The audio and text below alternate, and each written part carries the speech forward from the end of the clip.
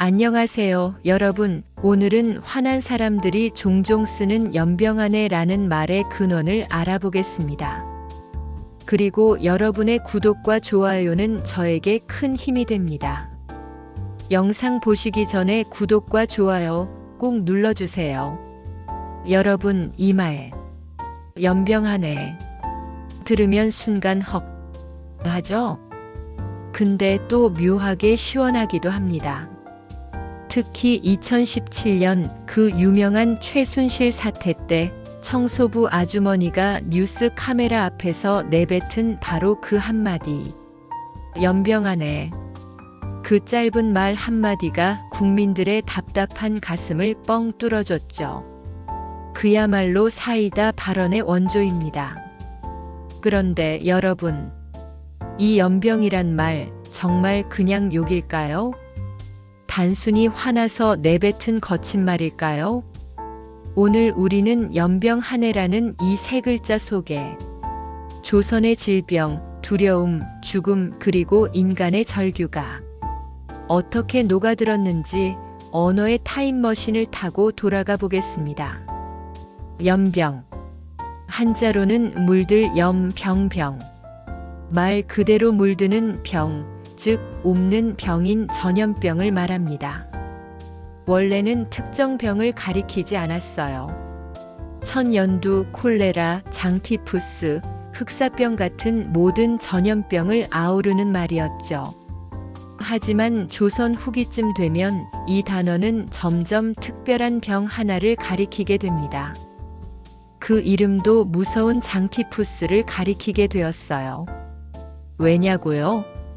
그건 바로 조선시대 백성들이 장티푸스의 공포를 몸으로, 가족의 죽음으로, 그리고 공동체의 붕괴로 겪었기 때문입니다. 자, 이제 상상해 봅시다. 지금으로부터 약 300년 전 약도, 의사도, 깨끗한 물도 없던 시절. 한 마을에서 누군가 열이 펄펄 끓기 시작합니다. 배가 뒤틀리고 이틀만 지나면 사람 얼굴이 새파래지죠. 며칠 지나면 정신이 혼미해지고 그리고 그 가족이 간호하다가 같은 병에 걸려 쓰러집니다. 이게 바로 장티푸스였습니다. 한 번 돌면 한 마을을 통째로 쓸어버리는 병.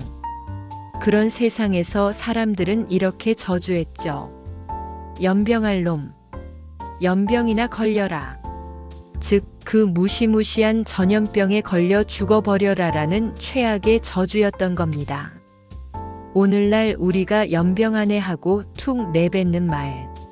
사실은 누군가에게 장티푸스 걸려라 하고 말하는 셈이었던 거죠. 그만큼 이 말엔 공포와 증오, 그리고 생존의 흔적이 스며 있습니다. 조선시대의 실록에는 역질이 창궐하여 백성의 10중 7팔이 죽었다. 이런 기록이 수도 없이 등장합니다. 임금조차도 역병을 두려워했습니다.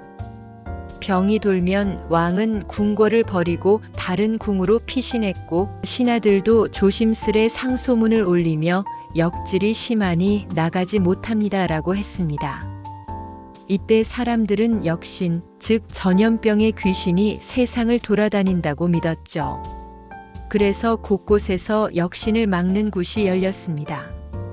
붉은 비단에 글을 써붙이고 팥죽을 쑤어 마당에 뿌리고 쑥으로 인형을 만들어 문 앞에 걸어두었습니다. 붉은 팥이 귀신을 쫓는다. 쑥은 나쁜 기운을 몰아낸다. 이게 바로 민간의 백신이었던 셈이죠. 그뿐만 아닙니다. 조선은 의외로 공공의료 시스템을 일찍 갖췄습니다. 활, 인, 서, 이름 그대로 사람을 살리는 관청이죠.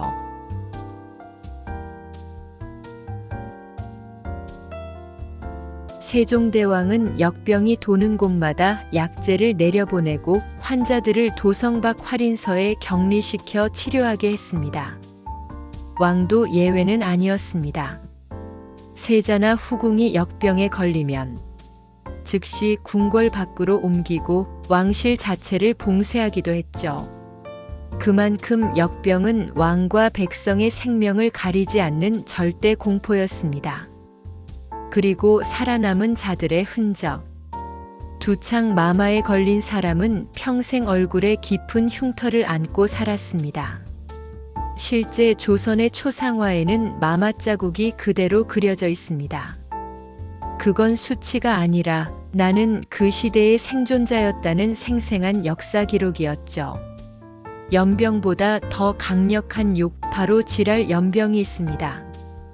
이건 그냥 욕의 업그레이드판이 아닙니다. 지랄은 원래 간지를 속되게 부른 말이에요.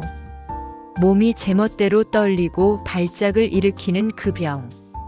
옛날엔 이유도 모르고 치료법도 없으니 사람들은 간지를 귀신이 들린 병이라 여겼습니다. 그래서 지랄 떤다라는 말은 몸을 부르르 떨며 이상한 행동을 한다에서 나온 표현입니다. 그럼 이걸 연병과 합치면, 즉 몸과 마음이 다 무너지는 병의 조합이 됩니다. 이건 욕의 형태를 한 인간 고통의 완전체였어요. 우리 조상들이 지랄 연병할 놈이라고 했던 건 단순히 분노의 표현이 아니라 너한테 세상에서 가장 고통스러운 두 병이 동시에 닥치길 바란다는 저주이자 절규였던 겁니다. 그리고 이런 욕이 수백 년이 지나 오늘날에도 남아있다는 건 그만큼 우리의 언어가 감정의 역사서라는 증거죠. 이제 여러분, 연병 한 해라는 말이 그냥 화나서 내뱉는 한마디로 들리시나요? 이 짧은 세 글자 안에는 조선 백성들의 절규, 질병의 공포, 그리고 생존의 흔적이 녹아 있습니다. 언어는 기억의 그릇입니다. 조상의 고통이, 백성의 눈물이, 그리고 인간의 분노가 그 속에 남아있죠. 그래서 욕설은 단순한 저주가 아니라 우리 민족이 살아남기 위해 버텨온 흔적의 언어 박물관입니다. 물론 우리가 이런 말을 함부로 쓸 필요는 없습니다. 하지만 가끔 이 말의 기원을 떠올리면 우리가 얼마나 멀리 왔는지, 얼마나 많은 고통을 이겨냈는지를 느낄 수 있을 겁니다. 오늘도 함께 해주셔서 감사합니다. 이 영상이 재미있고 새로웠다면 구독과 좋아요, 알림 설정 꼭 부탁드려요. 그럼 여러분 연병 말고 행복하세요. 다음엔 더 재미있는 소재로 다시 오겠습니다. 감사합니다.